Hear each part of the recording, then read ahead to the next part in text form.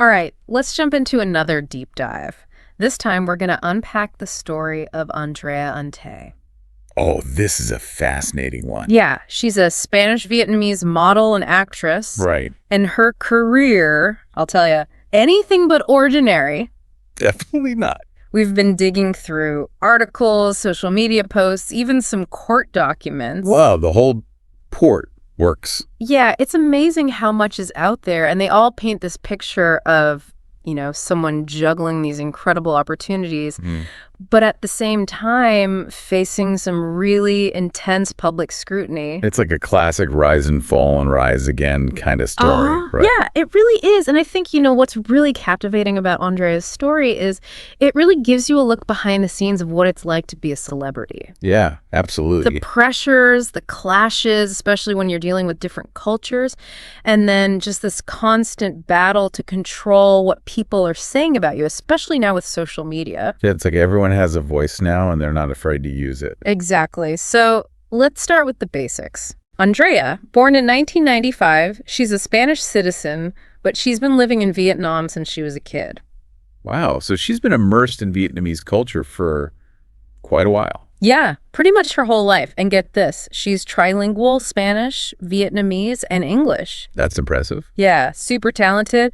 And she was already making a name for herself as a model by 2012 up in Vietnam's north. She was on the fast track.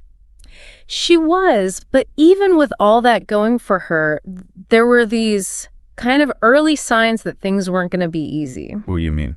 Well, even at a young age, she started getting criticism, for some of her photo shoots that people thought were a little too suggestive. Pushing the boundaries. Yeah, and she was pretty open about talking about sex, which, in some cultures, that's just not something you do, especially if you're young. Yeah, you have to think about the cultural context. Exactly. And Vietnam, it's a bit more traditional. More conservative, yeah. And they reacted. Well, let's just say they reacted. Yeah, I can imagine. So it's like she's trying to balance these two different worlds, and that tension really plays a huge role in how her story unfolds. So what happens next? Okay, so this is where things get really interesting. Oh, boy. Enter Baggio. Baggio, the actor. Yeah, you remember him? Yeah, he was huge, Oh, right? yeah, total heartthrob. And him and Andrea were like the couple. Back in 2012, yeah, they were like the power couple of Vietnamese entertainment. I vaguely remember that. Everyone was obsessed with them. Everyone, they were young, they were beautiful, they were successful. I mean, it was like the perfect recipe for a media frenzy. Oh, yeah, that's a recipe for disaster sometimes. And that's exactly what happened, because then, boom, these intimate photos of them leaked online. Massive scandal. I bet. And then, just to make things worse, Baggio, he admits to having an affair with Andrea right before he gets married to someone else. No way. What was he thinking? I know, right? It was like throwing gasoline on a fire. Oh, yeah, that's a whole other level of drama.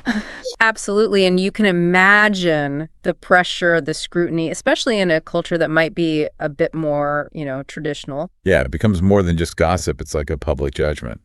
Exactly. And the fallout was brutal.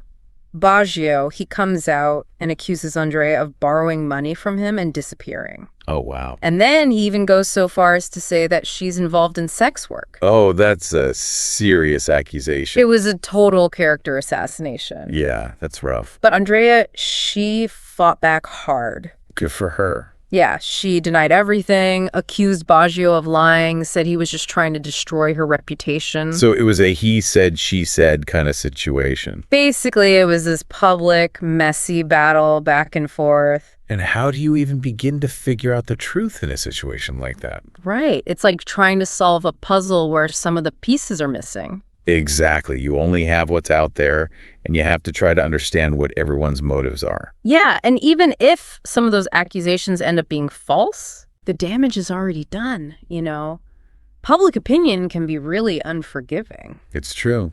Once something's out there, it's hard to take it back. Sadly, this wasn't the last time Andrea would find herself in the middle of a public controversy involving a romantic partner. Oh, no, there's more. Oh, yeah, her next relationship with the rapper Yanbi, that one was even more explosive. Wow. Okay, I'm ready for this. And not in a good way. Uh-oh. Yeah, the Yanbi incident, that's probably the most shocking part of Andrea's story. It's hard to even talk about. I know, right? Photos came out of him actually physically assaulting her. On the street. Yeah, a public street. Yeah. And they were, I mean, you couldn't even look at them. It was brutal. Brutal attack. And the public, I mean, everyone reacted immediately. Yeah, I remember it was huge. Huge outcry. And most people were, they were on Andrea's side. Totally. They condemned Yanbi, worried about her safety, of course. Of course. But, just like everything else with Andrea, there were all these different stories about what actually went down. Right. It wasn't so clear-cut. Not at all. Some reports said she was, acting erratically that day. Yeah, I heard that too. While others, they suggested that Yanbi caught her with someone else at a motel. And maybe drugs were involved? Yeah, possibly. So you have all these different pieces of the puzzle. And how do you even begin to understand what really happened? And then you have the whole issue of domestic violence, which is so complex in itself. Exactly. And how do you truly understand these situations when you only have these tiny snippets of information? You can't. And it's a good reminder that, we have to be careful about judging based on just what we see on the surface. Absolutely. There are always multiple sides to every story. And the fact that drugs might have been involved, well, that just adds another layer of complexity. There's like a whole other dimension to the story. And it's interesting because the rumors about Andrea and drug use, those never really went away. But they were about to be overshadowed by something much, much worse. What happened? Okay, so this is 2018 now. These accusations surface, and they were devastating. They could have ended her career completely. What were they? Okay, so there's this fan page.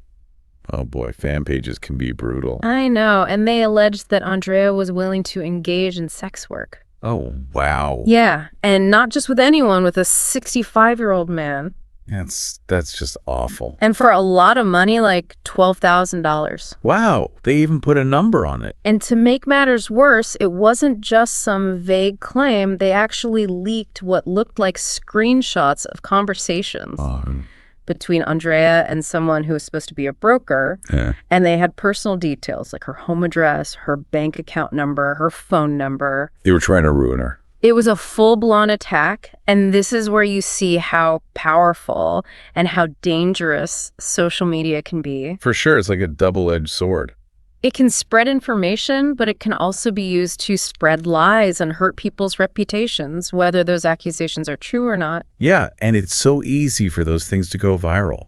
And then the algorithms kick in, and it's like everyone's talking about it, and it becomes this like echo chamber where rumors become accepted as facts. And it can have a real psychological impact on people, the online shaming. It's brutal. But Andrea, she didn't just sit back and take it. She responded immediately, took to social media herself. Good. Yeah, denied everything, called the accusations completely fabricated. So she was fighting back. Oh, yeah. She was adamant, insisted that her family was wealthy and that she would never, ever resort to something like that. Especially with someone that old. Right. And she didn't stop there. She reported the whole thing to the police. Wow. So she was serious about clearing her name. Totally. And she even mentioned that it wasn't the first time she'd gotten propositions like that, but that she'd always ignored them. So it was a pattern. Maybe, but even when someone denies these kinds of accusations, the damage can be lasting. Absolutely. It makes you think, how do we know what to believe? Right. How do we determine who's credible and how much weight do we give to accusations, especially in a world where information spreads so quickly? It's a tough question. And it's a reminder that, everyone has a story.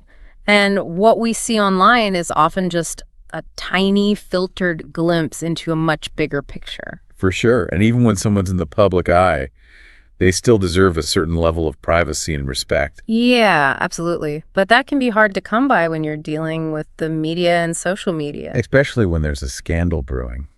And speaking of scandals, fast forward to November 2024. Okay. And Andrea finds herself in trouble with the law again. What happened this time? She was arrested alongside the singer Chidan. Chidan. I know him. Yeah, and there were suspicions of drug involvement. Oh, no. The Ho Chi Minh City police, they searched an apartment and allegedly found Andrea and others, including Chidan, showing signs of drug use. So it was a drug bust. It seems like it, but it's important to note that these are still allegations. Right. The investigation's ongoing. Exactly, and we have to be careful about jumping to conclusions. Of course, innocent until proven guilty. But even with the investigation still pending, the news exploded on social media. Of course it did. And Tae was trending almost immediately, and I think this arrest, regardless of what happens, it just adds another layer of complexity to her story. And it shows how past controversies can come back to haunt you. It's like they never really go away completely, and they can resurface at any time.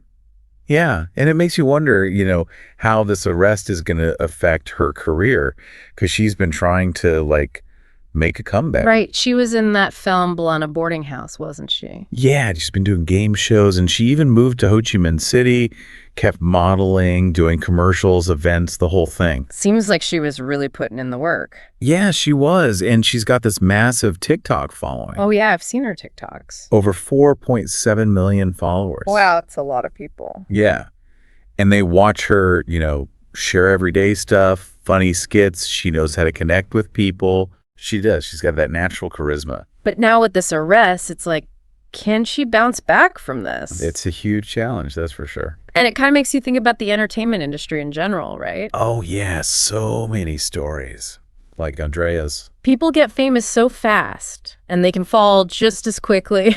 It's a roller coaster for sure. All that hype and scrutiny and social media just amplifies everything. Definitely. We have access to so much information now, but it's like, how do you know what's real and what's not? And once an accusation is made, it's almost impossible to erase it completely.